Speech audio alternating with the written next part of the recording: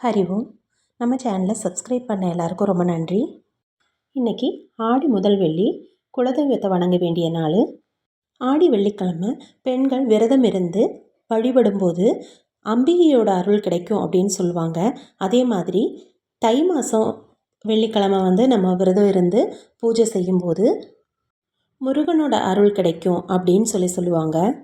ஆடி மாதம் 30 நாளுமே ஒரு பிரசாதம் பண்ணி சாயந்தர வேளையில் ஒரு பூஜை பண்ணுறது ரொம்ப நல்லது.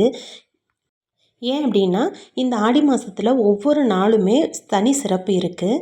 இந்த மாதத்துல தான் கல்யாணத்துக்கு வேண்டிக்கிறக்காக ஒரு பூஜை, அது மாதிரி குழந்தை கிடைக்கிறக்காக ஒரு பூஜை, மாங்கல்ய பாக்கியம் நிலச்சிருக்கிறக்காக ஒரு பூஜைன்னு ஒவ்வொரு நாளும் ஒவ்வொரு பூஜைகள் வந்துகிட்டே இருக்கும்.